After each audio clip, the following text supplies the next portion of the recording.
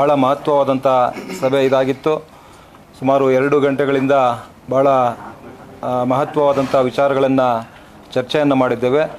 ಮೊದಲನೇದಾಗಿ ನಾವು core committee ಎಲ್ಲ ಸದಸ್ಯರನ್ನು ಒಳಗೊಂಡಂತೆ 20 ಜನರು ಕೂಡ ನಾವು ಇಡೀ ಎಲ್ಲ ರಾಜ್ಯದಲ್ಲಿ ಎಲ್ಲ ಜಿಲ್ಲೆಗಳಲ್ಲಿ ಪ್ರವಾಸವನ್ನು ಕೈಗೊಳ್ಳಬೇಕು, ಪಕ್ಷದ ಹಿತದೃಷ್ಟಿಯಿಂದ ಒಂದು ಬಲಿಷ್ಠವಾಗಿ ಪಕ್ಷವನ್ನು ಕಟ್ಟಬೇಕು ಅಂತ ಹೇಳಿ ಈಗಾಗಲೇ ಹಿಂದೆ ನಮ್ಮ ನಾಯಕರಾದಂಥ GT ದೇವೇಗೌಡರ ನೇತೃತ್ವದಲ್ಲಿ ಈ ಕೋರ್ ಕಮಿಟಿ ಸುಮಾರು 4-5 ಜಿಲ್ಲೆಗಳಿಗೆ ಏನು ಪ್ರವಾಸ ಮಾಡಿದ್ವಿ. ಕಲಬುರಗಿ, ಬಿಜಾಪುರ, ಕೊಪ್ಪಳ, ಬೆಳಗಾವಿ ಈ 4 ಜಿಲ್ಲೆಗಳಲ್ಲಿ ಪ್ರವಾಸ ಮಾಡಿದ್ವಿ. ಉಳಿದ ಜಿಲ್ಲೆಗಳಿಗೆ ಈಗ ಪ್ರವಾಸವನ್ನು ಮಾಡಬೇಕು ಅಂತೇಳಿ ನಾವು ಭಾಳ ವಿಚಾರಗಳನ್ನು ಚರ್ಚೆ ಮಾಡಿದ್ದೇವೆ ಪಕ್ಷದ ಸಂಘಟನೆಯ ಹಿತದೃಷ್ಟಿಯಿಂದ. ಅದಕ್ಕೆ ನಾವು 22ನೇ ತಾರೀಕು JP ಭವನದಲ್ಲಿ ಜಿಲ್ಲಾಧ್ಯಕ್ಷರುಗಳ ಒಂದು ಸಭೆಯನ್ನು ಕರೆದಿದ್ದೇವೆ. ಜಿಲ್ಲಾಧ್ಯಕ್ಷರ ಸಭೆಯಲ್ಲಿ ಅನೇಕ ವಿಚಾರಗಳು ಚರ್ಚೆ ಮಾಡೋರಿದ್ದೇವೆ. ಆ ಸಭೆಯಲ್ಲಿ ಅದಾದ ನಂತರ ಅಧಿವೇಶನ ಕೂಡ ನಡೀತಾ ಇದೆ. ಹಾಗಾಗಿ ಜನವರಿ ತಿಂಗಳಲ್ಲಿ ಇನ್ನೂ ದಿನಾಂಕ ನಿಗದಿ ಮಾಡಿಲ್ಲ. ಆ ದಿನಾಂಕವನ್ನು ನಿಗದಿಯನ್ನು ಮಾಡಿಕೊಂಡು ಜನವರಿ ಸಂಕ್ರಾಂತಿ ಆದ ನಂತರ ಕನಿಷ್ಠ ಒಂದು ವಾರಕ್ಕೆ ಒಂದು 3 ಜಿಲ್ಲೆಗಳು, ಪ್ರತಿ ವಾರ ಒಂದು 3 ಜಿಲ್ಲೆಗಳಲ್ಲಿ ಪ್ರವಾಸ ಮಾಡುವಂಥದ್ದಕ್ಕೆ ನಾವೆಲ್ಲರೂ ಕೂಡ ಏನು ವಿಚಾರವನ್ನು ಮಾಡಿಕೊಂಡಿದ್ದೇವೆ. ಅದರ ಜೊತೆಗೆ ಇವತ್ತು ಕುಮಾರಣ್ಣವರು ಇತ್ತೀಚೆಗೆ ರಾಜ್ಯಾಧ್ಯಕ್ಷರಾಗಿರೋದ್ರಿಂದ ಈ ಹಿಂದೆ ಯಾರ್ಯಾರು ಜಿಲ್ಲಾಧ್ಯಕ್ಷರುಗಳು, ತಾಲೂಕು ಅಧ್ಯಕ್ಷರುಗಳು, ಯಾರು ಪದಾಧಿಕಾರಿಗಳಿದ್ದರು ಅವೆಲ್ಲ ಕೂಡ ಡಿಸಾಲ್ವ್ ಆಗಿರ್ತವೆ. ಹಾಗಾಗಿ ಇವತ್ತು ಇನ್ನು ಮುಂದಿನ ಜನವರಿ 15ನೇ ತಾರೀಕು ಒಳಗಡೆ ಎಲ್ಲ ಜಿಲ್ಲಾಧ್ಯಕ್ಷರುಗಳು ಕೂಡ ಯಾವ ರೀತಿ ಇರುತ್ತೆ ಅಂತ ಹೇಳಿದ್ರೆ ಪಕ್ಷ ನಿಷ್ಠೆ ಇರಬೇಕು, ನಾಯಕತ್ವಕ್ಕೆ ನಿಷ್ಠೆ ಇರಬೇಕು, ನಮ್ಮ ಪಕ್ಷಕ್ಕೆ ಈ ಒಂದಿಷ್ಟು ಟೈಮು ಅಂತ ಕೊಡಬೇಕು ಅಂತ ಒಂದು ಪರಿಣಾಮಕಾರಿಯಾಗಿ ಸಂಘಟನೆ ಮಾಡುವಂಥವ್ರನ್ನ ಜಿಲ್ಲಾಧ್ಯಕ್ಷರನ್ನಾಗಿ ಆಯ್ಕೆ ಮಾಡುವಂಥದ್ದು. ಆದರೆ ಈಗಿರ್ತಕ್ಕಂಥ ಜಿಲ್ಲಾಧ್ಯಕ್ಷರುಗಳು ಯಾರಿದ್ರು ಅವರು ಪರಿಣಾಮಕಾರಿಯಾಗಿ ಪಕ್ಷ ಸಂಘಟನೆಯಲ್ಲಿ ತೊಡಗಿಸ್ಕೊಂಡಿದ್ರೆ ಅವರನ್ನು ಆ ಜಿಲ್ಲೆಯಲ್ಲಿ ಇರ್ತಕ್ಕಂಥ ನಮ್ಮ ಶಾಸಕರಿರ್ಬೋದು ಮತ್ತು ಮಾಜಿ ಶಾಸಕರಿರ್ಬೋದು ಮತ್ತು ನಮ್ಮ ಜಿಲ್ಲಾ ನಾಯಕರಿರ್ಬೋದು ಮತ್ತು ನಮ್ಮ ಡಿಫಿಟೆಡ್ ಕ್ಯಾಂಡಿಡೇಟ್ಸ್ ಇರ್ಬೋದು ಅವರೆಲ್ಲರಲ್ಲಿ ಕೂಡ ಚರ್ಚೆ ಮಾಡಿ ಯಾರು ಸಂಘಟನೆಗೆ ಹೆಚ್ಚು ಒತ್ತು ಕೊಡ್ತಾ ಇದ್ದಾರೆ ಅಂಥವರನ್ನು ಮುಂದುವರಿಸುವಂಥದ್ದು, ಅಥವಾ ಅವರಿಗೆ ಮನವರಿಕೆ ಮಾಡಿ ಬೇರೆ ಜಿಲ್ಲಾಧ್ಯಕ್ಷರನ್ನು ನೇಮಕ ಮಾಡುವಾಗ ಅವರೆಲ್ಲರೂ ಕೂಡ ಸಹಕರಿಸಬೇಕು. ಅವರು ಒಂದು ಪಕ್ಷದ ವಿಚಾರದಲ್ಲಿ ತ್ಯಾಗ ಮಾಡಬೇಕು ಅನ್ನುವಂಥ ವಿಚಾರವನ್ನು ಮುಂದಿಟ್ಟು ಅಂಥ ಬದಲಾವಣೆಗಳೇನಾದರೂ ಇದ್ದರೆ ಬದಲಾವಣೆಗಳನ್ನು ಮಾಡುವಂಥದ್ದು. ಜಿಲ್ಲಾಧ್ಯಕ್ಷರನ್ನ ಯಾರು ಪಕ್ಷಕ್ಕೆ ಹೆಚ್ಚು ಒತ್ತು ಕೊಟ್ಟು ಸಂಘಟನೆ ಮಾಡ್ತಾ ಇದ್ದಾರೆ ಅವ್ರನ್ನ ಮುಂದುವರಿಸುವಂಥದ್ದು, ಯಾರು ಒಂದು ರೀತಿ ಸುಮ್ಮನೆ ಇದ್ದಾರೆ ಆದರೆ ಅಂಥವ್ರನ್ನೆಲ್ಲ ಕೂಡ ಬದಲಾವಣೆ ಅಂದರೆ ಪಕ್ಷದ ಹಿತದೃಷ್ಟಿಯಿಂದ ಅವರನ್ನು ಕೂಡ ಮನವೊಲಿಸಿ ಅಥವಾ ಅವರನ್ನು ಬೇರೆ ರಾಜ್ಯ ವಿಭಾಗದ ಪಕ್ಷ ಸಂಘಟನೆಗೆ ತಗೊಂಡು ಜಿಲ್ಲಾಧ್ಯಕ್ಷರನ್ನ ಹೊಸಬರನ್ನ ಮಾಡುವಂಥದ್ದಕ್ಕೆ ಕೂಡ ನಾವು ಈಗಾಗಲೇ ಚರ್ಚೆ ಮಾಡಿದ್ದೇವೆ. ಮತ್ತು ಗ್ರೇಟರ್ ಬೆಂಗಳೂರು ಮಹಾನಗರ ಒಂದು ಇದರಲ್ಲಿ ಏನಿವತ್ತು 5 ಪಾಲಿಕೆಗಳು ಅಂತ 5 ವಿಭಾಗಗಳನ್ನು ಏನು ಮಾಡಿದ್ದಾರೆ ಅದರಲ್ಲಿ ಕೂಡ ಈಗಾಗಲೇ ಉಸ್ತುವಾರಿಗಳನ್ನು ನೇಮಕ ಮಾಡಿದ್ದಾರೆ. ಆ ಉಸ್ತುವಾರಿಗಳನ್ನು ಕೂಡ ಸಭೆಯನ್ನು ಕರೆದು ಅದಕ್ಕೆ ಹೆಚ್ಚು ಒತ್ತು ಕೊಡುವಂಥದ್ದು.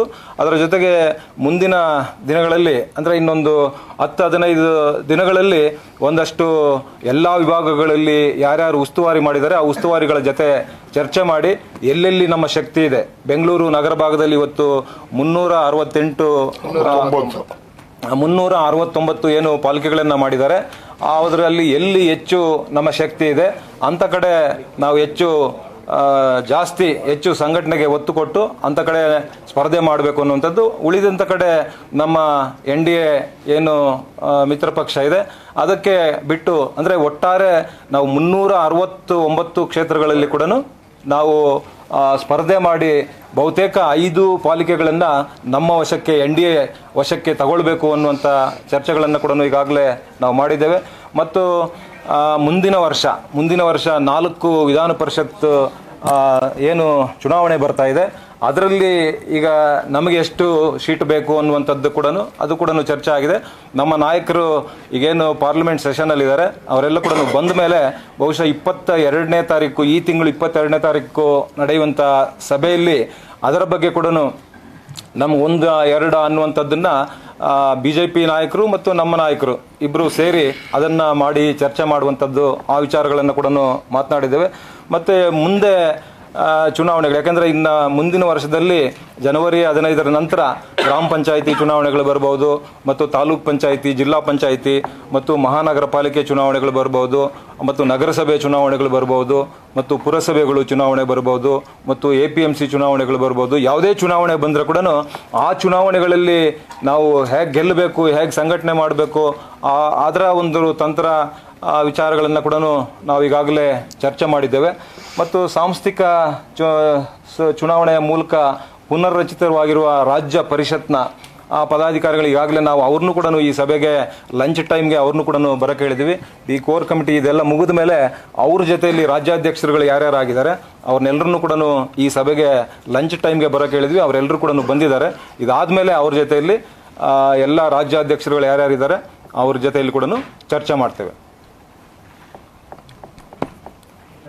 ಕೂಡ ಕೋರ್ ಕಮಿಟಿ ಅಧ್ಯಕ್ಷರಿದ್ದಾಗ ಪ್ರವಾಸ ಎಲ್ಲ ಮಾಡಿದ್ರು, ಆದ್ರೂ ಕೂಡ ಪರಿಣಾಮಕಾರಿಯಾಗಿ ಸ್ಥಳೀಯ ಮಟ್ಟದಲ್ಲಿ ಒಂದಷ್ಟು ಮುಖಂಡರು ಮತ್ತೆ ಜಿಲ್ಲಾಧ್ಯಕ್ಷರ ನಡುವೆ ಒಂದು ಸಮನ್ವಯ ಸಮಸ್ಯೆ ಇದೆ, ಒಂದಷ್ಟು ಅಡ್ಜಸ್ಟ್ಮೆಂಟ್ಸ್ ಇದೆ ಅನ್ನೋದು ಆರೋಪ ಕೂಡ ಕೇಳಿಬಂದಿತ್ತು. ನಿಖಿಲ್ ಅವರು ಪ್ರವಾಸ ನಿರಂತರ ಮಾಡ್ತಿದ್ದಾರೆ, ಆದ್ರೆ ಒಂದಷ್ಟು ಸ್ಥಳೀಯ ಮಟ್ಟದಲ್ಲಿ ಸಮಸ್ಯೆಗಳಾಗ್ತಿದೆ, ಅದನ್ನ ಹೇಗೆ ಬಗೆಹರಿಸ್ತೀರಿ? ಅದು ಜಿಲ್ಲಾಧ್ಯಕ್ಷರು ಸುಮಾರು ವರ್ಷಗಳಿಂದ ಇದ್ದಾರೆ, ಸಕ್ರಿಯವಾಗಿ ಏನಂತ ಹಿಂದೆಯೂ ಕೂಡ ಆರೋಪ ಬಂದಿದೆ. ಅದು ಕೂಡ ಈಗ ಚರ್ಚೆ ಆಗಿದೆ. ಅದು ಕೂಡ ಎಲ್ಲಿ ಈಗ ನಾವು ಮುಲಾಜಿಲ್ಲದೆ, ಈಗ ನಾನು ಅದನ್ನೇ ಹೇಳಿದ್ದು, ಎಲ್ಲಿ ಜಿಲ್ಲಾಧ್ಯಕ್ಷರು ತಾಲೂಕು ಅಧ್ಯಕ್ಷರುಗಳಾಗಿದ್ದಾರೆ, ಎಲ್ಲಿ ನಿಷ್ಕ್ರಿಯರಾಗಿದ್ದಾರೆ, ಎಲ್ಲಿ ಕೆಲಸ ಮಾಡ್ತಾ ಇಲ್ಲ, ನಾವು ಮುಲಾಜಿಲ್ಲದೆ ಅವರನ್ನು ಮನವೊಲಿಸಿ ಅವರನ್ನು ಬೇರೆ ವಿಂಗಗಳಿಗೆ ತಗೊಂಡು ಜಿಲ್ಲಾಧ್ಯಕ್ಷರಲ್ಲಿ ಯಾರಾಗಿರ್ತಾರೆ ಅಲ್ಲಿ ಪರಿಣಾಮಕಾರಿಯಾಗಿ, ಅಂದರೆ ಈಗ ನಾನು ಈಗಾಗಲೇ ಹೇಳಿದ್ದೇನೆ, ಪಕ್ಷ ನಿಷ್ಠೆ ಇರಬೇಕು, ನಾಯಕತ್ವಕ್ಕೆ ನಿಷ್ಠೆ ಇರಬೇಕು, ಪಕ್ಷಕ್ಕೆ ಟೈಮ್ ಕೊಡಬೇಕು, ಪಕ್ಷ ಸಂಘಟನೆಯಲ್ಲಿ ತೊಡಗಿಸ್ಕೊಳ್ಬೇಕು. ಅಂದರೆ ಅವ್ರಿಗೆ ನಾವು ಏನು ನೆಕ್ಸ್ಟ್ ಅವ್ರಿಗೆ ಟಾಸ್ಕ್ ಕೊಡ್ತೇವೆ. ನಾವಿವತ್ತು ಎಲ್ಲ ಜಿಲ್ಲೆಗಳಲ್ಲಿ ಪ್ರವಾಸ ಮಾಡ್ತಕ್ಕಂಥದ್ದು ಅದೇ.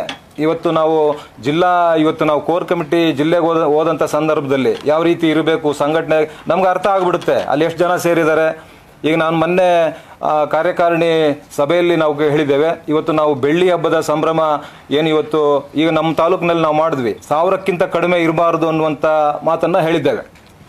ಈಗ ಚಿಂತಾಮಣಿ ವಿಧಾನಸಭಾ ಕ್ಷೇತ್ರದಲ್ಲಿ ನಾವೊಂದು ದೇವಸ್ಥಾನಕ್ಕೆ ಪೂಜೆಯನ್ನು ಸಲ್ಲಿಸಿ ನಗರ ಭಾಗದಲ್ಲಿ 5 ರಿಂದ 6 ಕಿಲೋಮೀಟರ್ ಒಂದು ಪಾದಯಾತ್ರೆ ಮಾಡಿ ಒಂದು ಸಮಾವೇಶವನ್ನು ಮಾಡಿದ್ವಿ. ಆದರೆ 1000ಕ್ಕಿಂತ ಕಡಿಮೆ ಇರಬಾರ್ದು ಅನ್ನುವಂಥ ಒಂದು ಸೂಚನೆಯನ್ನು ನಾವು ಕೊಟ್ಟಿದ್ದೀವಿ. ಇಡೀ ಇವತ್ತು 224 ಕ್ಷೇತ್ರಗಳಲ್ಲಿ ಕೂಡ ಆ ರೀತಿ ಆಗಬೇಕು ಅನ್ನುವಂಥದ್ದು. ಅಲ್ಲಿ ಎಲ್ಲಿ ಜನ ಇಲ್ಲ ಅಲ್ಲಿ ಅವ್ರು ಕೆಲಸ ಮಾಡ್ತಾ ಇಲ್ಲ ಅನ್ನುವಂಥದ್ದು ನಮ್ಗೆ ಅರ್ಥ ಆಗುತ್ತೆ. ನಾವು ತಕ್ಷಣ ಎಚ್ಚೆತ್ಕೊಳ್ತೀವಿ, ತಕ್ಷಣ ಬದಲಾವಣೆ ಮಾಡ್ತೀವಿ. ಕೋರ್ ಕಮಿಟಿ ಪೂರ್ಣ ಪ್ರಮಾಣದಲ್ಲಿ ರಚನೆ ಆಗಿದೆಯಾ? ಕೋರ್ ಕಮಿಟಿ ಈಗ ಪೂರ್ಣ ಪ್ರಮಾಣದಲ್ಲಿ ರಾಜ್ಯ ಕೋರ್ ಕಮಿಟಿ ಆಗಿದೆ. ಈಗ ಜಿಲ್ಲಾ ಘಟಕದಲ್ಲೇ ಒಂದು ಕೋರ್ ಕಮಿಟಿ ಮಾಡಬೇಕು ಅಂತ ಪಕ್ಷದ ತೀರ್ಮಾನ ಆಗಿದೆ. ಅದು ಈಗಾಗಲೇ ಮೊನ್ನೆ ನಾವು ಸಿಂಧನೂರಿಗೆ ಒಂದು ಪ್ರೊಟೆಸ್ಟ್ಗೆ ಹೋದಾಗ ರಾಯಚೂರು ಜಿಲ್ಲೆದು ನಾವು ಮಾತನಾಡಿದ್ದೇವೆ, ಒಂದು ಸಭೆ ಕೂಡ ಅಲ್ಲಿ ಮಾಡಿದ್ದೇವೆ. ಈಗ ನಾವು 22ನೇ ತಾರೀಕು ಏನು ಒಂದು JP ಭವನದಲ್ಲಿ ಮೀಟಿಂಗ್ ಕರೆದಿದ್ದೇವೆ. ಆ ಸಭೆಯಲ್ಲಿ ನಾವು ಇನ್ನೊಂದು ಮಹತ್ವವಾದಂಥ ತೀರ್ಮಾನಗಳನ್ನು ತಗೊಳ್ತೇವೆ. ಇಡೀ 31 ಜಿಲ್ಲೆಯಲ್ಲಿ ಕೂಡ ನಾವು ಕೋರ್ ಕಮಿಟಿಯನ್ನು ಮಾಡ್ತೇವೆ. ರಾಜ್ಯ ಮಟ್ಟದಲ್ಲಿ ಪೂರ್ಣ ಪ್ರಮಾಣದ ರಚನೆ ಆಗಿದೆ. ಎಲ್ಲ ಶಾಸಕರು ಇದ್ದಾರೆ? ಅಲ್ಲ, ಶಾಸಕರಿಂದ ಇಲ್ಲ, ನಮ್ಮದು ಪಟ್ಟಿನೇ ಇದೆ. ಪಟ್ಟಿ ಒಂದು ನಿಮಗೆ ಕೊಡ್ತೀವಿ. ಒಂದು 5 ನೋಟೆ ಬಿಡುಗಡೆ ಆಗಿತ್ತಣ್ಣ. ಆಗಿದೆ ಕಳಿಸ್ಕೊಡಿ, ಕೊಡ್ತೀವಿ. ಆಗಿದೆ ಸರ್. ಈಗ ತಾವು ಹೇಳಿದ್ರಿ ವಿಸಿಟಿಂಗ್ ಕಾರ್ಡ್ ಅಧ್ಯಕ್ಷರನ್ನ ನಾವು ನಿಷ್ಕ್ರಿಯ ಮಾಡ್ತೀವಿ. JDS ಪಕ್ಷ ಓನ್ಲಿ ದಕ್ಷಿಣ ಕರ್ನಾಟಕ ಜಾಸ್ತಿ ಒತ್ತು ಕೊಡ್ತಾ ಇದೆ. ಉತ್ತರ ಕರ್ನಾಟಕ, ಕಲ್ಯಾಣ ಕರ್ನಾಟಕ ಅಲ್ಲಿ ಪಕ್ಷದ ಸಂಘಟನೆ ಇಲ್ಲಿಯ ಮುಖ್ಯಸ್ಥರೇ ಅಲ್ಲಿ ಜಾಸ್ತಿ ಒತ್ತು ಕೊಡ್ತಾರೆ ಅನ್ನೋ ಆರೋಪ ಇದೆ. ಅದಕ್ಕೆ ಇಲ್ಲ, ಆ ಥರ ಏನೂ ಇಲ್ಲ. ನಾವು ದಕ್ಷಿಣ ಕರ್ನಾಟಕ ನಮ್ಮದು ಹೆಚ್ಚು ಸ್ಥಾನಗಳು ಬರ್ತಕ್ಕಂಥದ್ದು ಈ ಭಾಗದಲ್ಲಿ ಇರಬಹುದು. ಆದರೂ ಕೂಡ ನಾವು ಈಗಾಗಲೇ ನಾವೇನು ಹೇಳಿದ್ವಿ, 224 ಕ್ಷೇತ್ರಗಳಲ್ಲಿ ಕೂಡ ನಾವು ಈ ಬೆಳ್ಳಿ ಹಬ್ಬದ ಸಂಭ್ರಮ ಮಾಡಬೇಕು ಅಂತ. ಈಗ ನಮ್ಗೆ ಅಲ್ಲಿಲ್ಲ, ನಮ್ಮದು ಶಕ್ತಿ ಇಲ್ಲ ಅಂತ ನಾವು ಬಿಡೋದಿಲ್ಲ. ನಾವು 224 ಕ್ಷೇತ್ರಗಳಲ್ಲಿ ಈಗಾಗಲೇ ನಾನೇನು ಹೇಳಿದ್ದೇನೆ, ಈಗ ನಮ್ಮ ಕೋರ್ ಕಮಿಟಿ ಸಮಿತಿಯಲ್ಲಿರ್ತಕ್ಕಂಥವ್ರು ಫಸ್ಟ್ ಮಾಡಬೇಕು ಅಂತ. ಈಗ ನಾನು ಅಧ್ಯಕ್ಷನಾಗಿರೋದ್ರಿಂದ ಮೊದಲನೇದಾಗಿ ನನ್ನ ಕ್ಷೇತ್ರದಲ್ಲಿ ಆ ಕಾರ್ಯಕ್ರಮ ಮುಗಿಸಿದ್ದೀವಿ. ಉಳಿದಂತೆ ಇವತ್ತು ನಾವು ನಮ್ಮ ಸಮಿತಿಯ ಸದಸ್ಯರಿಗೆಲ್ಲರಿಗೂ ಕೂಡ ಹೇಳಿದ್ದೇವೆ, ಬೇಗ ದಿನಾಂಕನ ನಿಗದಿ ಮಾಡಿ ನೀವು ಮಾಡಿ ಅಂತ. ಉಳಿದಂತೆ ಈಗ ನಾವು JP ಭವನದಲ್ಲಿ ಸೋಮವಾರ ಶುಕ್ರವಾರ ನಾವು ಕೂರ್ತೀವಲ್ಲ, ಅಲ್ಲಿ ಎಲ್ಲ ನಮ್ಮ ಶಾಸಕರಿಗೆ, ಮಾಜಿ ಶಾಸಕರಿಗೆ, ಡಿಫಿಟೆಡ್ ಕ್ಯಾಂಡಿಡೇಟ್ಗಳಿಗೆ ಎಲ್ರಿಗೂ ಕೂಡ ಬೆನ್ನತ್ತೀವಿ ಮತ್ತು ಎಲ್ಲರೂ ಕೂಡ ಮಾಡಲೇಬೇಕು ಅಂತ ಕಡ್ಡಾಯ ಮಾಡ್ತೀವಿ. ಕುಮಾರಸ್ವಾಮಿ ಅವರು ಕೇಂದ್ರ ಸಚಿವರಾಗಿರೋದ್ರಿಂದ ಪಕ್ಷ ಸಂಘಟನೆಗೆ ಹೆಚ್ಚು ಸಮಯ ಕೊಡಕ್ಕಾಗಲ್ಲ. ಹಂಗಾಗಿ ನಿಖಿಲ್ ಕುಮಾರಸ್ವಾಮಿ ಅವ್ರನ್ನ ರಾಜ್ಯ ಘಟಕದ ಅಧ್ಯಕ್ಷರು ಮಾಡಿದ್ರೆ ಸ್ವಲ್ಪ ಪರಿಣಾಮಕಾರಿಯಾಗಿ ಆಗ್ತಿತ್ತು. ಅದು ಮುಂದೆ ಈಗಾಗಲೇ ಆಗಿದೆ. ಈಗಾಗಲೇ ಅದು ಅಲ್ಲಲ್ಲ, ಈಗಾಗಲೇ ಮುಗಿದಿದೆ. ನಮ್ಮ ರಾಷ್ಟ್ರೀಯ ಅಧ್ಯಕ್ಷರು ನೇಮಕ ಆಗಿದ್ದಾರೆ ಮತ್ತು ರಾಜ್ಯಾಧ್ಯಕ್ಷರು ನಮ್ಮ ನಾಯಕರಾದಂಥ ಕುಮಾರಣ್ಣವರಾಗಿದ್ದಾರೆ. ಆದರೆ ಒಂದು ಈಗ ಯುವ ಘಟಕದ ರಾಜ್ಯಾಧ್ಯಕ್ಷರಾಗಿ ನಿಖಿಲ್ ಕುಮಾರಣ್ಣವರು ಏನು ನೇಮಕ ಆಗಿದ್ದಾರೆ, ಅವರ ನೇತೃತ್ವದಲ್ಲಿ ಈಗಾಗಲೇ ನಾವು ಮುಂದಿನ ವಿಧಾನಸಭಾ ಚುನಾವಣೆಗೆ ಎಲ್ಲೆಲ್ಲಿ ನಮ್ಮ ಶಕ್ತಿ ಏನು ಅನ್ನುವಂಥದ್ದನ್ನು ಈಗಾಗಲೇ 52 ವಿಧಾನಸಭಾ ಕ್ಷೇತ್ರಗಳು ಪೂರೈಸಿದ್ದಾರೆ. ಇನ್ನೂ ಒಂದು 25-30 ಕ್ಷೇತ್ರಗಳು ಬಾಕಿ ಇದೆ. ಅದನ್ನು ಕೂಡ ಈಗ ಒಂದು ಪ್ಲಾನ್ ಮಾಡಿ ಒಂದು ಡೇಟ್ಗಳನ್ನು ನಿಗದಿ ಮಾಡಿ ಅದನ್ನು ಕೂಡ ಮಾಡುವಂಥವ್ರು ಇದ್ದೇವೆ. ಈಗ ರಾಜ್ಯಾಧ್ಯಕ್ಷರಾದ್ರೇ ಸಂಘಟನೆ ಅಂತಲ್ಲ, ಯುವ ಘಟಕದ ಅಧ್ಯಕ್ಷರಾಗಿ ಕೂಡ ಹೆಚ್ಚು ಸಂಘಟನೆ ಮಾಡುವಂಥ, ಈಗ ನಮ್ಮ ಕ್ಷೇತ್ರಕ್ಕೆ ಬಂದಾಗ ಸುಮಾರು 5-6 ಸಾವಿರ ಜನ ವಾಲಂಟ್ರಿಯಾಗಿ ಬಂದಿರತಕ್ಕಂಥದ್ದು. ಎಲ್ಲಿ ನಾವು ಟಿಕೆಟ್ ತಗೊಳ್ಳೋದಿಲ್ಲ ಅಂಥ ಕಡೆ ಭಾರತೀಯ ಜನತಾ ಪಕ್ಷದ ಅಭ್ಯರ್ಥಿಗಳನ್ನು ಗೆಲ್ಲಿಸುವಂಥ ಪ್ರಾಮಾಣಿಕ ಪ್ರಯತ್ನ ನಾವು ಮಾಡ್ತೇವೆ. ಕೃಷ್ಣನಗರಲ್ಲಿ ಟೆಕ್ನಿಕಲ್ ಪ್ರಾಬ್ಲಮ್ ಬರುತ್ತೆ. ನೀವು ಯುವ ಘಟಕದ ಅಧ್ಯಕ್ಷರಾಗಿ ಅವ್ರಿಗೆ ಮಾಡ್ತಾರೆ ಕೆಲಸ, ಅದು ಬೇರೆ. ಆದರೆ ನೀವು ರಾಜ್ಯ ಘಟಕದ ಅಧ್ಯಕ್ಷರ ಕೆಲಸ ಮಾಡೋದು ಬೇರೆ ಆಗಿರುತ್ತೆ. ನೀವು ಸೀನಿಯರ್ಸ್ ಏನು ಮಾಡ್ತಾರೆ, ನಿಮಗೆ ನಿಮ್ಮ ಪಕ್ಷ ಎಲ್ಲ ಪಕ್ಷದ ಆ ಸಮಸ್ಯೆ ಇದೆ. ಆಮೇಲೆ ಜೊತೆಗೆ ಇಲ್ಲಿ ನೇಮರಾಜ್ ನಾಯಕರಲ್ಲಿ ಕರೆ ಮಾಡಿದ್ರೆ ನೋಡಿ, ಉತ್ತರ ಕರ್ನಾಟಕದಲ್ಲಿ ಕೋಆರ್ಡಿನೇಷನ್ ಎಷ್ಟು ಮಟ್ಟಿಗೆ ಇರುತ್ತೆ ಅಂತ ಅವ್ರಿಗೆ ಕೇಳೋರಿಗೆ ಗೊತ್ತಿದೆ. ಜಿಲ್ಲಾ ಘಟಕದಲ್ಲಿ, ತಾಲೂಕು ಘಟಕದಲ್ಲಿ, ಇವನು ವಿಧಾನಸಭಾ ಕ್ಷೇತ್ರದ ಘಟಕದಲ್ಲಿ ಕೂಡ ನಿಮ್ಗೆ ಗೊತ್ತಿದೆ. ಈಗಾಗಲೇ ಸಣ್ಣ ಪುಟ್ಟ ಸಮಸ್ಯೆಗಳಿರ್ತಕ್ಕಂಥದ್ದನ್ನು ಕೂಡ ಕೋರ್ ಕಮಿಟಿಯಲ್ಲಿ ತಂದಿದ್ದಾರೆ, ಹೇಳಿದ್ದಾರೆ, ಚರ್ಚೆ ಆಗಿದೆ. ಅದನ್ನ ಯಾವ ರೀತಿ ಸರಿಪಡಿಸಬೇಕು ಏನು ಅನ್ನುವಂಥದ್ದನ್ನ ಚರ್ಚೆ ಮಾಡಿದ್ದೇವೆ, ಅದನ್ನು ಮಾಡ್ತೇವೆ.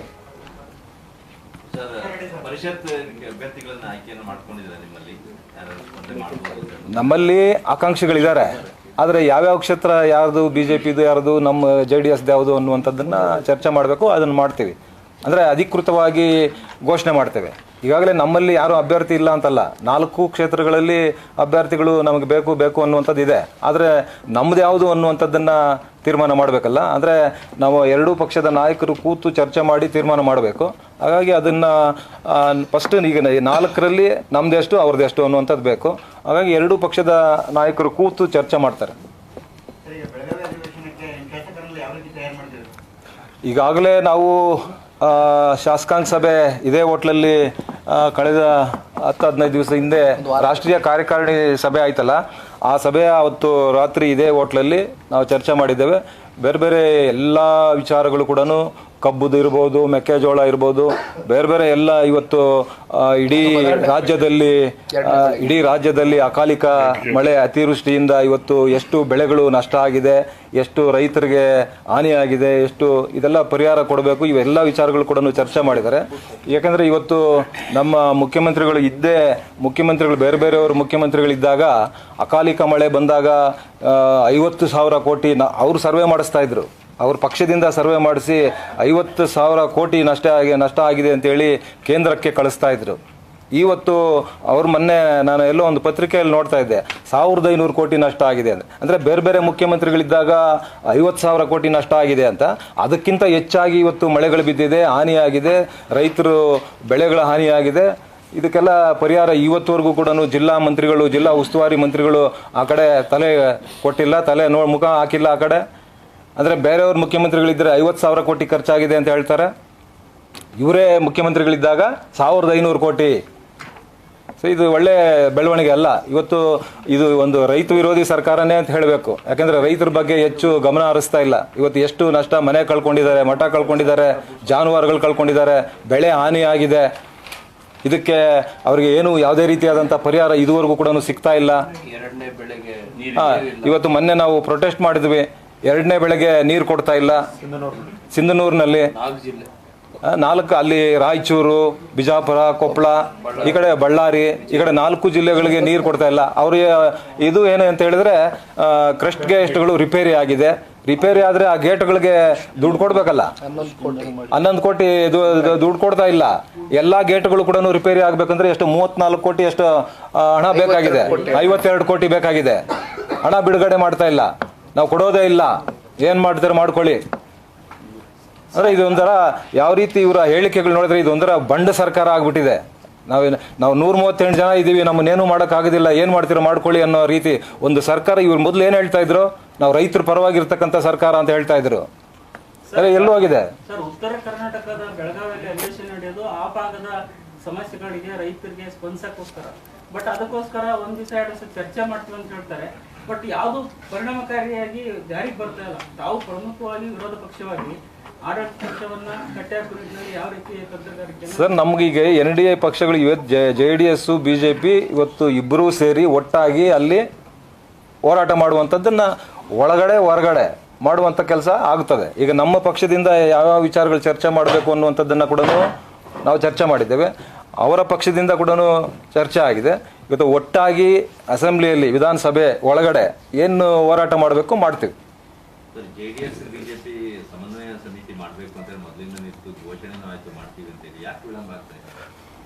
ವಿಳಂಬ ಅಂದರೆ ಈಗ ಪಾರ್ಲಿಮೆಂಟ್ ಸೆಷನ್ ನಡೀತಾ ಇದೆ. ಈಗ ಈ ಹಿಂದೆ ಈಗ ವಿಜಯೇಂದ್ರ ಅವರು ಕೂಡ ದೀಪಾವಳಿ ಹಬ್ಬದ ದಿವಸ ಅನಿಸುತ್ತೆ ನಾನು ಕೂಡ ಕುಮಾರಣ್ಣ ಅವ್ರ ಮನೆಯಲ್ಲಿದ್ದೆ.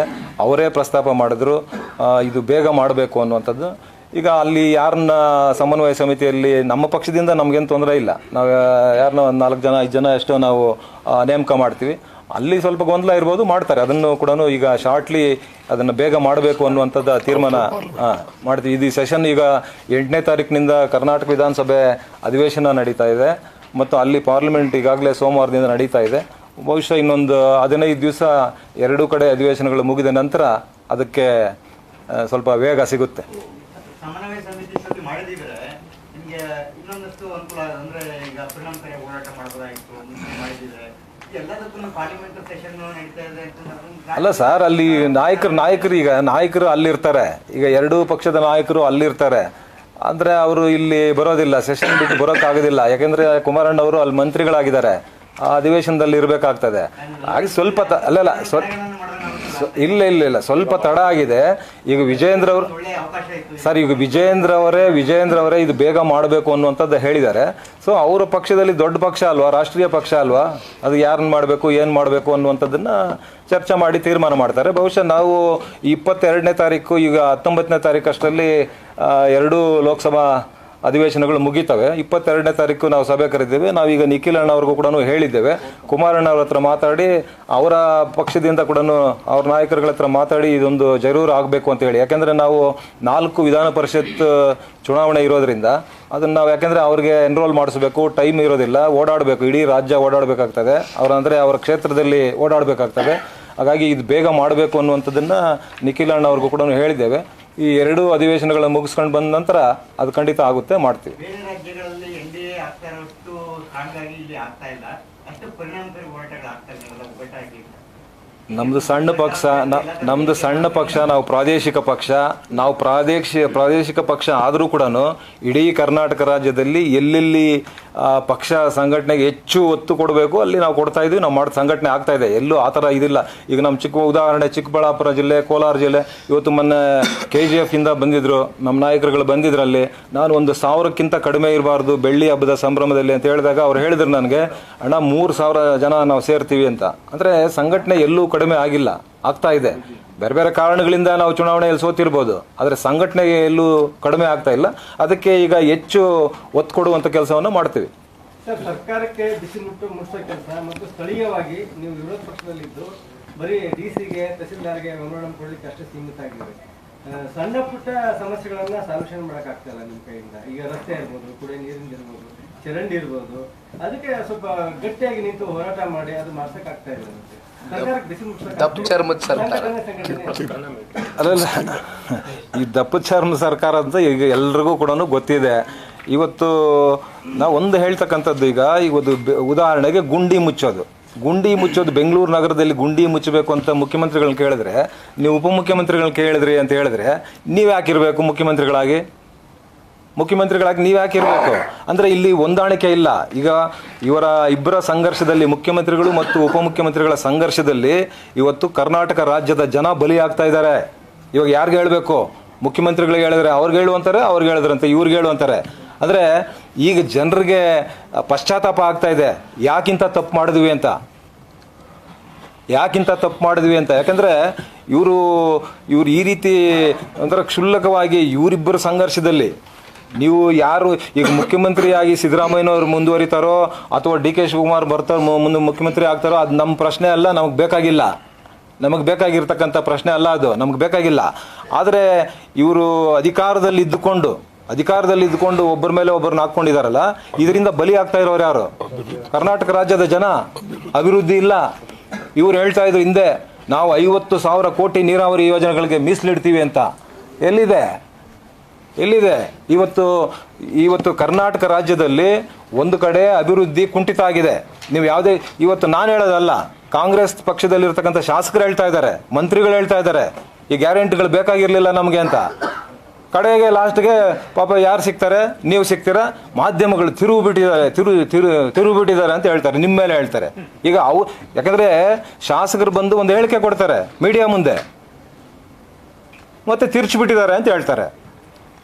ಇವತ್ತು ನೋಡಿ, ಇದರಿಂದ ಏನಾಗ್ತಾ ಇದೆ, ಒಂದು ಕಡೆ ಅಭಿವೃದ್ಧಿ ಕುಂಠಿತ ಆಗಿದೆ, ಒಂದು ಕಡೆ ನೀರಾವರಿ ಯೋಜನೆಗಳಿಗೆ ಪೂರ್ಣ ಪ್ರಮಾಣದ ಹಣ ಕೊಡ್ತಾ ಇಲ್ಲ. ಇದರಿಂದ ಏನಾಗ್ತಾ ಇದೆ, ನೀರಾವರಿ ಯೋಜನೆಗಳ ಪ್ರಾಜೆಕ್ಟ್ ಕಾಸ್ಟ್ ಏನಾಗ್ತಾ ಇದೆ. ಒಂದು ಉದಾಹರಣೆಗೆ ನಾನು ಹೇಳ್ತೀನಿ. ಇವತ್ತು ಎತ್ತಿನ ಹೊಳೆ ಯೋಜನೆ ಚಿಕ್ಕಬಳ್ಳಾಪುರದಲ್ಲಿ ಶಂಕುಸ್ಥಾಪನೆ ಮಾಡಿದ್ರು 2014ರಲ್ಲಿ. 2014ರಲ್ಲಿ ಶಂಕುಸ್ಥಾಪನೆ, ಇದು ಅಲ್ಲಿ ಆಗಬೇಕಾಗಿತ್ತು. ಎಲ್ಲಿ? ಸಕಲೇಶ್ಪುರದ ಕಡೆ ಅಲ್ಲಿ ಶಂಕುಸ್ಥಾಪನೆ ಮಾಡಬೇಕಾಗಿತ್ತು. ಅಲ್ಲೇನೋ ಗಲಾಟೆ ಅಂತೇಳಿ ಇಲ್ಲಿ ಮಾಡಿದ್ರು. ಇಲ್ಲಿ ಮಾಡಿರ್ತಕ್ಕಂಥ ಕಾರಣ ಏನು? 2014ರಲ್ಲಿ ಲೋಕಸಭಾ ಚುನಾವಣೆ ಬಂತು. ವೀರಪ್ಪ ಮೊಯ್ಲಿ ಅವರು ಗೆಲ್ಲಬೇಕಾಗಿತ್ತು. ಅವ್ರಿಗೆ, ಯಾರಿಗೆ? ಸಿದ್ದರಾಮಯ್ಯನವ್ರಿಗೆ. ವೀರಪ್ಪ ಮೊಯ್ಲಿ ಅವ್ರು ಗೆಲ್ಲಬೇಕು ಅನ್ನೋ ಒಂದೇ ಒಂದು ಕಾರಣಕ್ಕೆ ಅಲ್ಲಿ ಮಾಡಿದ್ರು. ಆ ಪ್ರಾಜೆಕ್ಟ್ ಕಾಸ್ಟ್ ಎಷ್ಟು? 12,500 ಕೋಟಿ ಇದ್ದಿದ್ದು. ಅವರು ಅವತ್ತೇನು ಹೇಳಿದ್ರು, ನಾನು ಶಾಸಕನಾಗಿದ್ದೆ, ಆ ಸಭೆಯಲ್ಲಿದ್ದೆ. ಅವ್ರು ಹೇಳಿದ್ರು 2017ಕ್ಕೆ 3 ವರ್ಷಕ್ಕೆ ನಾವು ಎತ್ತಿನ ಹೊಳೆ ನೀರನ್ನು ಕೊಡ್ತೀವಿ ಅಂತ ಹೇಳಿದ್ರು. ನಮ್ಮ ಜಿಲ್ಲೆಗೆ ಟೈಲ್ಯಾಂಡ್ಗೆ ಹೋಗುವಂಥದ್ದನ್ನು ಕೊಡ್ತೀವಿ ಅಂತ ಹೇಳಿದ್ರು. ಯಾಕೆ 3 ವರ್ಷಕ್ಕೆ ಹೇಳಿದ್ರು? 2018ರಲ್ಲಿ ಕರ್ನಾಟಕ ವಿಧಾನಸಭಾ ಚುನಾವಣೆ ಬರ್ತಾ ಇತ್ತು. ಹಾಗಾಗಿ ಆ ಚುನಾವಣೆ ಗೆಲ್ಲಬೇಕು ಅಂತೇಳಿ ಸುಳ್ಳು ಹೇಳಿದ್ರು. ಜನ ಎಚ್ಚೆತ್ಕೊಂಡ್ರು. ಎಷ್ಟು ಇದ್ದಿದ್ದವರು? 122 ಇದ್ದವ್ರು ಎಲ್ಲಿಗೆ ಬಂದರು? 66ಕ್ಕೆ ಎಷ್ಟಕ್ಕೋ ಬಂದು ನಿಂತರು. ಆಯ್ತಾ? 2018ರಲ್ಲಿ ಏನು ಹೇಳ್ತಾ ಇದ್ರು ಸಿದ್ದರಾಮಯ್ಯನವರು? JDSನ ಮುಗಿಸ್ಬಿಡ್ತೀವಿ, ಸಂಪೂರ್ಣ ನಾಶ ಮಾಡಿಬಿಡ್ತೀವಿ ಅಂತ ಹೇಳಿದ್ರು. ಯಾರ ಬಾಗಿಲಿಗೆ ಬಂದರು?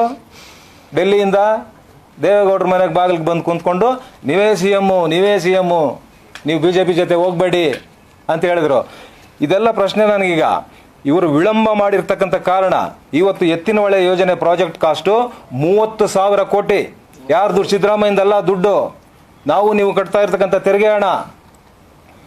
ಪ್ರಾಜೆಕ್ಟ್ ಕಾಸ್ಟ್ ಇದ್ದಿದ್ದು 12,500 ಕೋಟಿ. 11 ವರ್ಷ ಆಗಿದೆ, ಇವತ್ತುವರೆಗೂ ಕೂಡ ನೀರು ಬಂದಿಲ್ಲ. ಅದರ ಕಾಸ್ಟ್ ಇವತ್ತು, ಅದರ ಮೊತ್ತ 30,000 ಕೋಟಿ ಆಗಿದೆ. ಆದರೆ ಇದು ಈ ರೀತಿ ಬಹುಶಃ ಇನ್ನೂ ಆ ನೀರು ನಮಗೆ ಬರಬೇಕಾದ್ರೆ ಇನ್ನೂ ಒಂದು 50,000 ಕೋಟಿ ಆಗುತ್ತೆ. ಆದರೆ ನೀವು ಕರೆಕ್ಟಾಗಿ 50,000 ಕೋಟಿ ಮೀಸಲಿಡ್ತೀನಿ ಅಂತ ಇದ್ರಲ್ಲ, ನೀವು ಮೀಸಲಿಟ್ಟಿದ್ದಿದ್ರೆ ಪ್ರಾಜೆಕ್ಟ್ ಕಂಪ್ಲೀಟ್ ಆಗ್ತಾ ಇತ್ತು. ಸಾರ್ವಜನಿಕರು ಕಟ್ಟುವಂಥ ತೆರಿಗೆ ಉಳಿತಾ ಇತ್ತು. ಇವಾಗ 12,000 ಇಲ್ಲಿ 17,000 ಹೆಚ್ಚುವರಿ ಆಗಿದೆ. ಯಾರು ಕೊಡೋದಿದು? ಯಾರು ದುಡ್ಡಿದು? ಸಾರ್ವಜನಿಕರ ದುಡ್ಡು. ಇವತ್ತು ಸಾರ್ವಜನಿಕರಿಗೆ ನಾವು ಸಭೆಗಳಲ್ಲಿ ಕೂಡ ಹೇಳ್ತಾ ಇದ್ದೇವೆ, ಈ ಗೌರ್ಮೆಂಟ್ ಇವತ್ತು ಎಷ್ಟಾದರೂ ಮಾಡ್ಕೊಂಡು ಹೋಗ್ಲಿ, ನಮ್ಗೇನಪ್ಪ ಈ ಚಿಂತೆ ಇದೆಲ್ಲ ನೀವು ಯೋಚನೆ ಮಾಡಬೇಕಾಗಿ. ನಿಮ್ಮ ಹಣ, ಪ್ರತಿ ಒಂದೊಂದು ಪೈಸೆ ಕೂಡ ನಮ್ಮ ಹಣ ಅಂತ ನಾವು ಯೋಚನೆ ಮಾಡಬೇಕು. ಇವರು ಪ್ರಾಜೆಕ್ಟ್ ಕಂಪ್ಲೀಟ್ ಮಾಡಿದ್ದಿದ್ರೆ ನಮ್ಗೆ 17,000 ಕೋಟಿ ಉಳಿತಾ ಇತ್ತು. ವಿಳಂಬ ಮಾಡ್ಕೊಂಡು ನನಗೆ ಗೊತ್ತಿದೆ ಇನ್ನೂ 5,000-10,000 ಕೋಟಿ ಆಗುತ್ತೆ. ಯಾರು ದುಡ್ಡು? ನೀವು ಕಟ್ತಕ್ಕಂಥ ತೆರಿಗೆ ಹಣ. ಆದರೆ ಇಲ್ಲಿ ಇಚ್ಛಾಶಕ್ತಿ ಇಲ್ಲ, ಹಣ ಇಲ್ಲ. ಅಲ್ಲಿ ಸರ್ಕಾರದಲ್ಲಿ ತುಂಬಿದೆ ಅಂತಾರಲ್ಲ, ನೀವು ತುಂಬಿದ್ರೆ ದುಡ್ಡಿದ್ರೆ ಅಧಿಕಾರಿಗಳ ಮೇಲೆ ಯಾಕೆ ನೀವು ಒತ್ತಡ ಹಾಕಬೇಕು? ಹಣ ನಿಮ್ಮ ಖಜಾನೆಯಲ್ಲಿ ಇದ್ರೆ ನೀವು ಯಾಕೆ ಕೆಲಸ ಮಾಡಬಾರ್ದು? ಈಗ BBMPಯಲ್ಲಿ ಗುಂಡಿ ಮುಚ್ಚೋದು ಅಂಥದ್ದು ಕೆಲಸ ನೀವು ಕರೆಕ್ಟಾಗಿ ಮಾಡಬೇಕಾಗಿದ್ರೆ ನೀವು ಹಣ ಕೊಟ್ಟರೆ ಯಾಕೆ ಮಾಡೋದಿಲ್ಲ? ಹಣ ಇಲ್ಲ. ಬರೀ ಇವತ್ತು ಎಲ್ಲರ ಮೇಲೇನು ಸವಾರಿ ಹೊಡಿತಾ ಇರೋದು. ಇವತ್ತು ಪ್ರಾಪರ್ಟಿ ಟ್ಯಾಕ್ಸ್ಗಳು, ನೀವೊಂದು ಪಾಣಿ ತಗೊಳ್ಳಿ ಸರ್, 15 ರೂಪಾಯಿ ಇದ್ದಿದ್ದು ಇವತ್ತು 30 ರೂಪಾಯಿ ಆಗಿದೆ. ಸ್ಟ್ಯಾಂಪ್ ಡ್ಯೂಟಿ ಇವತ್ತು ಒಂದು ಬಡವ ಒಂದು 30-40 ಸೈಟ್ ರಿಜಿಸ್ಟರ್ ಮಾಡ್ಕೊಬೇಕು, 50,000 ಇದ್ದಿದ್ದು ಇವತ್ತು 1 ಲಕ್ಷ 1.5 ಲಕ್ಷ ಆಗಿದೆ. ಪ್ರಾಪರ್ಟಿ ಟ್ಯಾಕ್ಸ್ ಇಷ್ಟ ಬಂದಂಗೆಲ್ಲ ಹಾಕಿದ್ದಾರೆ. ಮತ್ತು ಈಗ ಎ ಖಾತಾ ಬಿ ಖಾತಾ ಎಲ್ಲ ನೀವು ಒಂದಲ್ಲ ಎಲ್ಲ ಥರ ಇವತ್ತು ರೈಸ್ ಮಾಡಿದ್ದಾರೆ. ಆದರೂ ಕೂಡ ನಿಭಾಯಿಸೋಕ್ಕಾಗ್ತಾ ಇಲ್ಲ. ಯಾವ ರೀತಿ ಹೇಳ್ಕೊಂಡು ಇವರು ಅಧಿಕಾರಕ್ಕೆ ಬಂದರು, ಜನ ಮುಂದೆ ಇದು ನಾವು ಹೇಳೋದಲ್ಲ, ಇದು ಪ್ರತಿಯೊಬ್ಬರು ಕೂಡ ಸಾಮಾನ್ಯ ಜನ ಇವತ್ತು ಯೋಚನೆ ಮಾಡ್ತಾ ಇದ್ದಾರೆ, ಏನು ಮಾಡಬೇಕು ಅಂತ ಮಾಡ್ತಾರೆ. ಕಾದ್ ನೋಡೋಣ. Thank you. ಎಲ್ರಿಗೂ ಊಟದ ವ್ಯವಸ್ಥೆ ಇದೆ ಸರ್, ಪ್ಲೀಸ್. ನೀವು ಊಟ ಮಾಡಿ, ಇವರೆಲ್ಲ ಬರಲಿ ಮೀಟಿಂಗ್.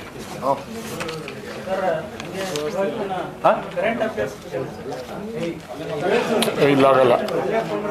ಏನೇನು ಪೊಲಿಟಿಕಲ್ ಬೇಡ ಬಿಡಿ, ಸುಮ್ಮನೆ ರೀ. ಪೊಲಿಟಿಕಲ್ ಅಫೇರ್ಸ್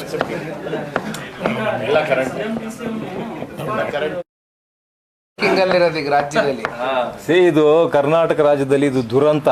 ಏನು 140, 138, 140 ಸೀಟ್ ಕೊಟ್ಟು ಇವತ್ತು ತಿಂಡಿ ಒಂದು ಕಡೆ, ಊಟ ಒಂದು ಕಡೆ, ರಾತ್ರಿ ಡಿನ್ನರ್ ಕೂಡ. ಇದೇನು ರಾಜ್ಯದ ಅಭಿವೃದ್ಧಿಗೋಸ್ಕರ ಈ ಬ್ರೇಕ್ಫಾಸ್ಟು, ಲಂಚು, ಡಿನ್ನರ್ ನಡೀತಾ ಇರೋದಲ್ಲ. ಇದು ನಾನಾ ನೀನಾ ಅನ್ನುವಂಥದ್ದು.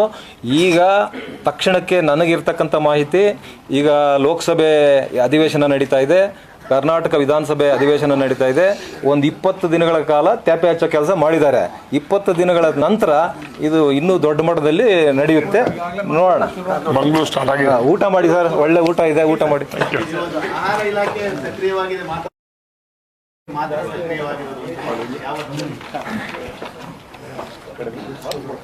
ಈಗ ತಮಗೆ ಗೊತ್ತಿದ್ದಾಗೆ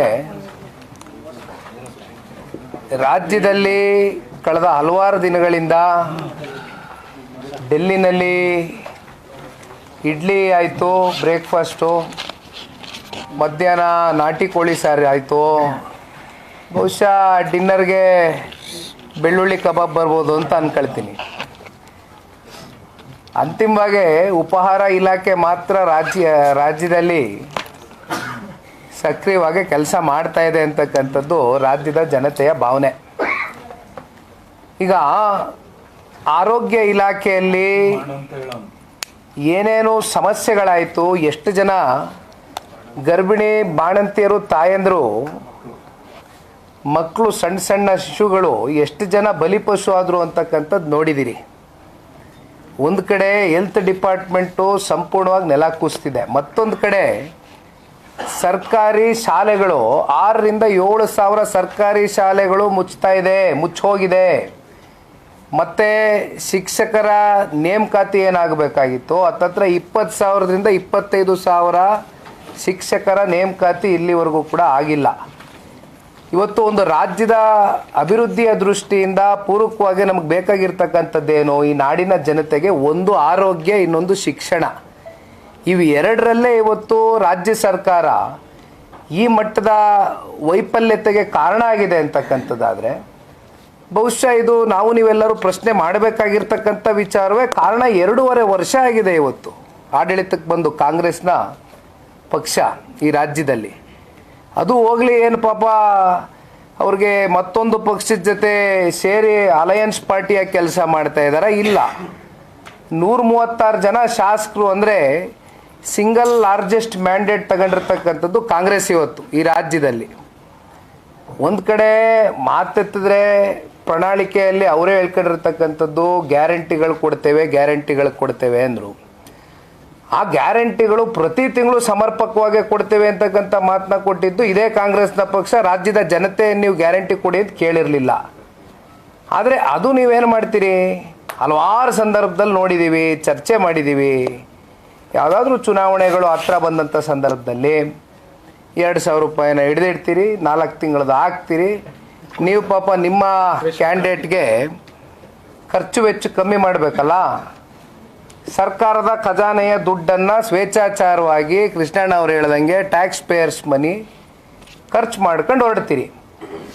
ಬಟ್ ಅಲ್ಟಿಮೇಟ್ಲಿ ಇವತ್ತು ಬೆಂಗಳೂರು ನಗರದ ಸಮಸ್ಯೆಗಳು ಎಷ್ಟು ದೊಡ್ಡ ಮಟ್ಟದಲ್ಲಿ ಕಾಣ್ತಾ ಇದೆ ಅಂತಕ್ಕಂಥದ್ದು ನೋಡಿದ್ದೇವೆ. ಸ್ವತಃ BBMP ಕಡೆಯಿಂದನೇ ಕನ್ಫರ್ಮೇಷನ್ಸ್ ಕೊಟ್ಟರು. 10ರಿಂದ 15 ಸಾವಿರ ಗುಂಡಿಗಳನ್ನ ಮುಚ್ಚಲಿಕ್ಕೆ ಈ ಸರ್ಕಾರಕ್ಕೆ ಯೋಗ್ಯತೆ ಇಲ್ಲ. ಅದಾದ್ರೆ ಇಲ್ಲಿವರೆಗೂ ಈ ಗುಂಡಿ ಅವಾಯ್ಡ್ ಮಾಡ್ತಕ್ಕಂಥದ್ದಕ್ಕೆ ಹೋಗಿ ಅದರಲ್ಲೂ ಪಾಪ 2 ವೀಲರ್ಸು ಎಷ್ಟು ಜನ ಪ್ರಾಣ ಕಳ್ಕೊಂಡಿದ್ದಾರೆ? 500-600 ಜನ ಪ್ರಾಣ ಕಳ್ಕೊಂಡಿದ್ದಾರೆ. ಇದಕ್ಕೆ ಹೊಣೆಗಾರಿಕೆ ತಗೊಳ್ಬೇಕಾಗಿರ್ತಕ್ಕಂಥವ್ರು ಯಾರು? ರಾಜ್ಯ ಸರ್ಕಾರ. ಇವತ್ತು ಬೆಂಗಳೂರು ನಗರದಿಂದ ನಿಮಗೆ ಇಷ್ಟು ದೊಡ್ಡ ಮಟ್ಟದಲ್ಲಿ ಹಣ ಉತ್ಪಾದನೆ ಆಗಬೇಕಾದ್ರೆ, ಇಷ್ಟು ಟ್ಯಾಕ್ಸೇಷನ್ನ ಕಲೆಕ್ಟ್ ಮಾಡಿ, ಇಷ್ಟು ರಿಸೋರ್ಸ್ಫುಲ್ ಇರ್ತಕ್ಕಂಥ ಈ ಒಂದು ಬೆಂಗಳೂರು ನಗರದಲ್ಲಿ, ಅದರಲ್ಲೂ ಔಟರ್ ರಿಂಗ್ ರೋಡಲ್ಲಿ ಅದತ್ರ ವರ್ಷಕ್ಕೆ 850 ಕೋಟಿ ರೂಪಾಯಿ ಆದಾಯ ಕಲೆಕ್ಟ್ ಮಾಡ್ತಾರೆ ಇವತ್ತು ಸರ್ಕಾರ. ನಿಮಗೆ ಗೊತ್ತಿದೆ, ನಾನೊಂದು ಪ್ರೆಸ್ ಮೀಟ್ ಮಾಡಿದೆ, ಬ್ಲ್ಯಾಕ್ ಬಕ್ ಕಂಪ್ನಿ CEO ಅವರ ಅಸಹಾಯಕತೆಯನ್ನು ಹೊರಗಡೆ ಹಾಕಿದ್ರು.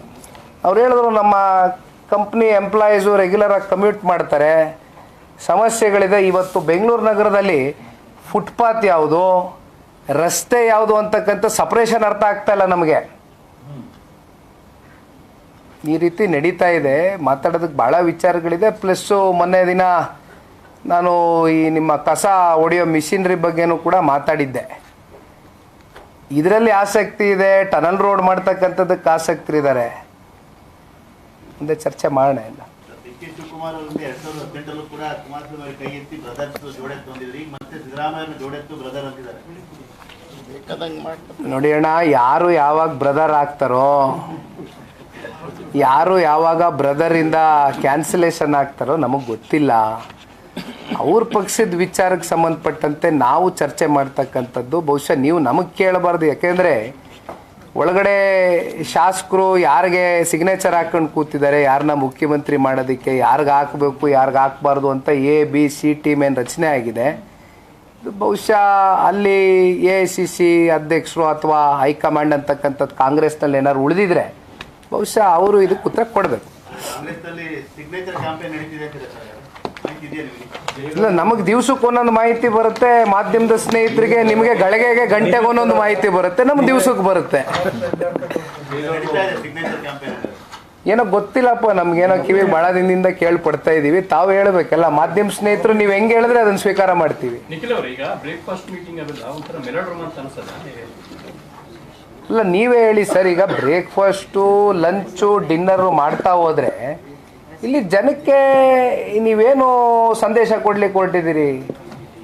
ನೀವು ನಮ್ಮ ಮಧ್ಯೆ ಏನು ಸಮಸ್ಯೆ ಇಲ್ಲ, ನಾವೆಲ್ಲ ಚೆನ್ನಾಗಿದ್ದೀವಿ ಅಂತಕ್ಕಂಥದ್ದಾದರೆ ಅದು ಥ್ರೂ ಯುವರ್ ಅಡ್ಮಿನಿಸ್ಟ್ರೇಷನ್ನ ನೀವು ಪ್ರೂವ್ ಮಾಡ್ಕೊಳ್ಳಿ. ಅದನ್ನೇನು ನೀವು ಹೊರಗಡೆ ಬ್ರೇಕ್ಫಾಸ್ಟು, ಲಂಚು, ಡಿನ್ನರ್ ಕರೆದು ಅದನ್ನೇನು ನಿಮ್ಮ ಸಂಜಾಯಿಸಿ ಕೊಡ್ತಕ್ಕಂಥ ಅಗತ್ಯತೆಯೇ ಇಲ್ಲ. It is very obvious that not everything is right among you ಅಂತ ಅಷ್ಟೇ. Thank you.